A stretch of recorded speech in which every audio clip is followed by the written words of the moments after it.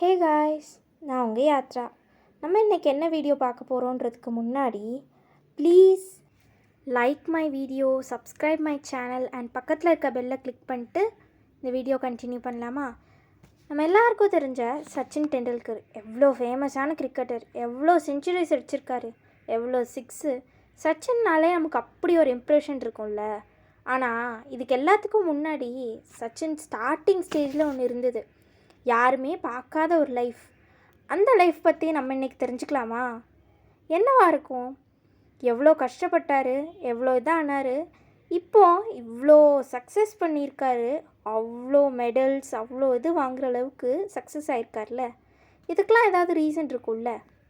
இது எப்படி பண்ணார்னு பார்க்கலாம். சச்சினோட ஆரம்ப காலகட்டம், அவர் சின்ன வயசாக இருக்கும்போது அர்ச்சரேகர் சார்னு ஒரு சார் தான் கைட் பண்ணார்னு கேள்விப்பட்டிருக்கோம். அவர் இவ்வளோ மெடல்ஸ் வாங்க முக்கியமான காரணம்னு சொல்லலாம். இதுக்கான காரணம் இதெல்லாம் நடந்தது ஒரு சம்மர் கேம்ப் மூலயமா தான் அப்படின்னா உங்களால் நம்ப முடியுதா?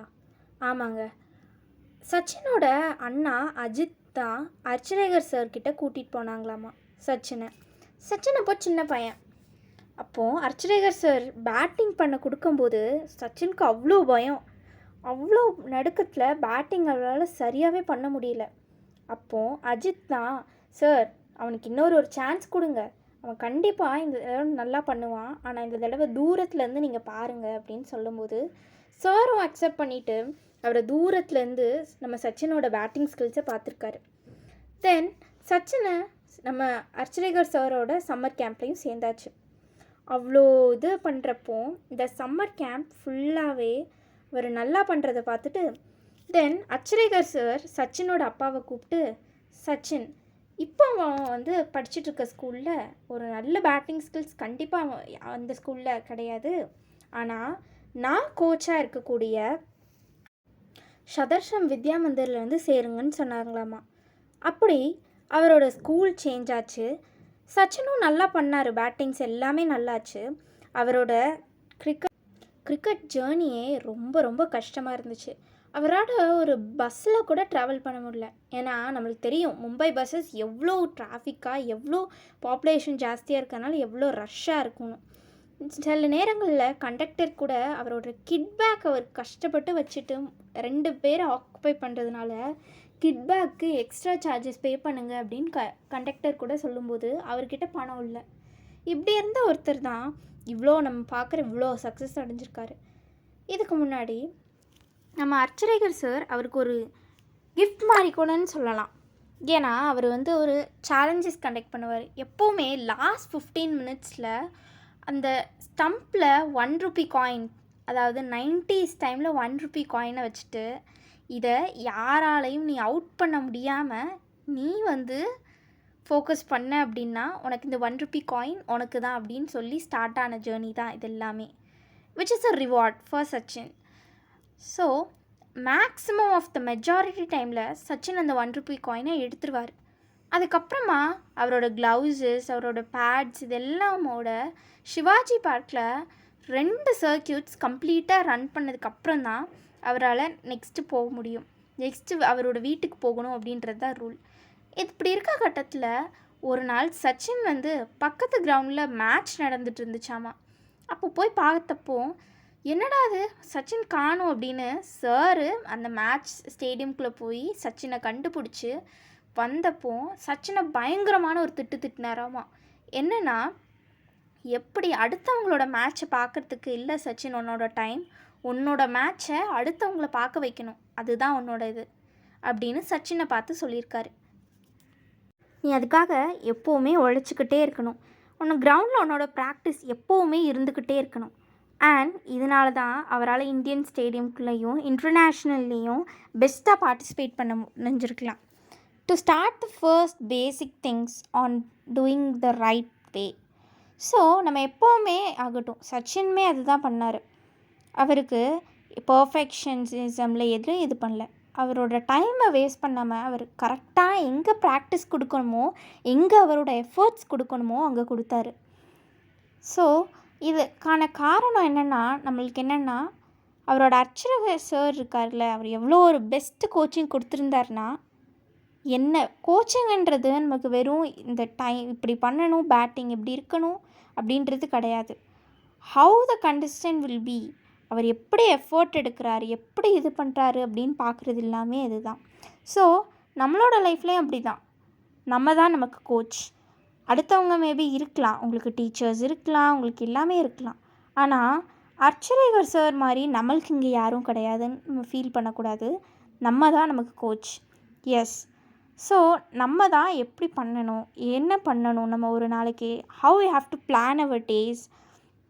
நம்ம என்றைக்குமே நல்லா ப்ரிப்பேர் பண்ணி நல்லா பிளான் பண்ணி எனக்கு இது ஒர்க் அவுட் ஆகலை, அது ஒர்க் அவுட் ஆகலை, மோட்டிவேஷன் தேடி போகிறது அப்படின்றதுலாம் கிடையாது. உங்களோட லைஃப்போட பர்பஸை கண்டுபிடிங்க. உங்களுக்காக நீங்கள் எஃபர்ட் எடுங்க. நீங்கள் கன்சிஸ்டண்ட்டாக இருங்க. நீங்கள் ப்ரொடக்டிவாக மாறுங்க. பர்ஃபெக்ஷனுக்கு எப்போவுமே எய்ம் பண்ணாதீங்க. எப்போவுமே உங்களோட எஃபோர்ட்ஸ் போட்டிருக்கீங்களா அப்படின்றது மட்டும் எய்ம் பண்ணுங்கள். அதுக்கான சக்ஸஸ் அண்ட் ரிசல்ட்ஸ் கண்டிப்பாக ஒரு நாள் உங்களை வந்து சேரும். அப்படியே இந்த வீடியோ பாஸ் பண்ணிட்டு உங்களோட கோல்ஸ் என்ன, உங்களோட சக்ஸஸ் என்னன்றதை இந்த கமெண்ட் பண்ணுங்கள். நம்ம எல்லாருமே சேர்ந்து க்ரோ ஆகலாம். அதுதான் இந்த சேனலோட மோட்டிவே. ஸோ சச்சின் கிடைச்ச மாதிரி நம்மளால் முடிஞ்சால் நம்மளுக்கே கூட ஒரு சின்ன சின்ன ரிவார்ட்ஸ் வச்சுக்கலாம். எக்ஸாம்பிளுக்கு சொன்னோன்னா சச்சினுக்கு என்னெல்லாம் ரிவார்ட்ஸ் கிடச்சிது. ஃபர்ஸ்ட் திங் அவனோட சக்ஸஸ். இது வந்து நம்மளுக்கு ரிவார்ட்ஸ் இன்னும் வச்சுக்கலாம். அவன் கஷ்டப்பட்டதுக்காக, சச்சின் சின்ன பையனாக இருந்தப்போ கஷ்டப்பட்டதுக்காக அவனுக்கு கிடைச்ச சக்ஸஸ் சொல்லலாம். ரெண்டாவது விஷயம் அவருக்கு கிடைச்ச 1 ரூபி காயின். மூணாவது ஆக்சுவலாக அவரோட ஃபாதர் வந்து அவருக்கு அப்பப்போ ஒரு ஃப்ரூட் காக்டைல கொடுப்பாராமாம்மா. ஸோ இதுவும் அவருக்கு கிடைச்ச ஒரு ரிவார்ட்ஸ் தான். அவர் கஷ்டப்பட்டது என்னென்ன, அவரோட பேக்ஸ் கூட ப்ராப்பராக அவரால் ட்ராவல் கூட பண்ண முடியல. ஏன்னா conductors they asks the extra charges for his kit bag. So இப்படி கஷ்டப்பட்டுட்டு இருந்தப்போ ஒரு நாள் கூட ரெஸ்ட் கிடையாது, ஒரு நாள் இது கூட கிடையாது. டெய்லி ப்ராக்டிஸ் தான்.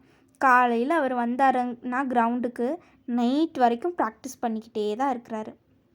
இப்படி இருக்க பட்சம் அவருக்கு ஒழுங்காக கிளாத்ஸ் கூட கிடையாது.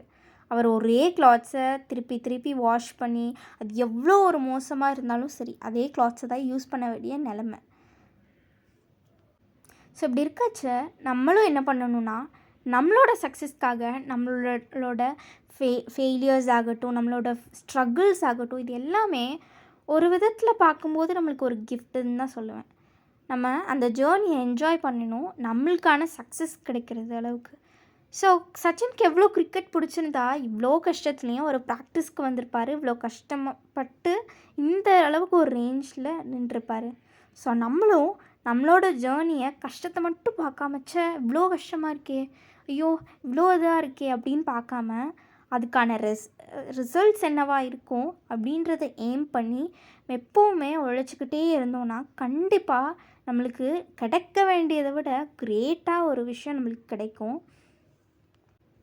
என்றைக்குமே நம்மளுக்கு டைம் இல்லை அப்படின்னு சொல்கிறதுலாம் என்னை பொறுத்தளவு ஒரு ரீசன்ஸ் தான்.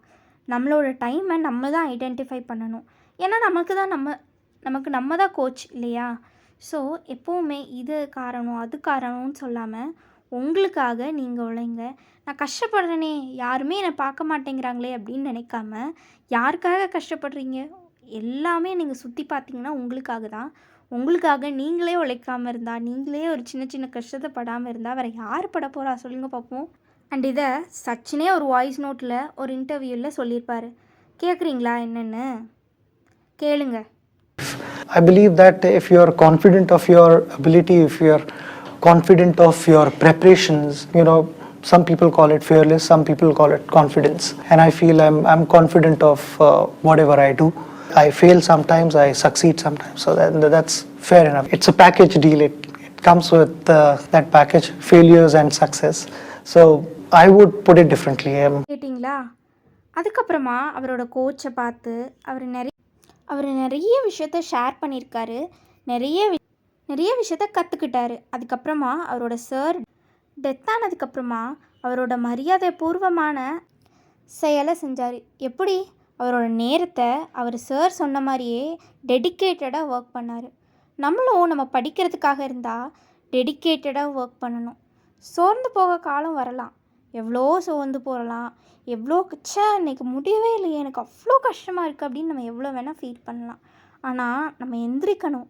எந்திரிச்சு நம்ம எதற்காக இது இப்போ விட்டுட்டோன்னா இதுதான் நமக்கு டைம். நம்ம எந்திரிச்சு நம்மளுக்காக உழைக்கணும் அப்படின்ற விஷயத்த நம்ம கற்றுக்கணும். சும்மா டயர்டாக இருக்குது, எல்லாருக்குமே டயர்டாக இருக்கும் எல்லாமே. என்னாலேயும் உங்களோட கஷ்டத்தை புரிஞ்சுக்க முடியுது.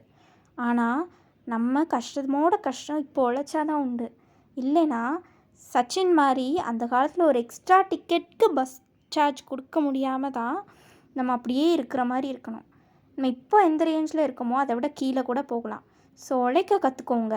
உங்களுக்கு என்ன படிக்கணுமா படிங்க, உங்களோட ப்ரொஃபஷனுக்கு ஹார்ட் ஒர்க் பண்ணணுமா பண்ணுங்க. என்ன விதமான ஒரு கோலாக இருந்தாலும் அதுக்காக முயற்சி செய்யுங்க. Thank you so much and thanks for வாட்சிங். மறுபடியும் சொல்கிறேன், என்னோடய சேனலை சப்ஸ்கிரைப் பண்ணிட்டு பக்கத்தில் இருக்க பெல் ஆல் கிளிக் பண்ணிட்டு லைக் பண்ணிவிட்டு ஒரு கமெண்ட்டை தட்டி விட்டு போங்க. பாய் பாய். அண்ட் சாரி, ஆக்சுவலாக நான் நல்லா எடிட் பண்ணி தான் போட்டிருந்தேன். பட் தேர் இஸ் சம் இஷ்யூஸ்னால என்னால் அப்லோட் பண்ண முடியல. அதனால தான் நான் நடுவில் என்னோடய டே 3யோட ஸ்டடி vlog எடுத்து இதை மிக்ஸ் பண்ணியிருந்தேன். ஸோ இது நல்லா இருக்கா, இதே மாதிரி நீ போடலாமா, இல்லை எந்த மாதிரி வீடியோஸ் உங்களுக்கு வேணும் அப்படின்றத மறக்காமல் கமெண்ட் பண்ணுங்கள்.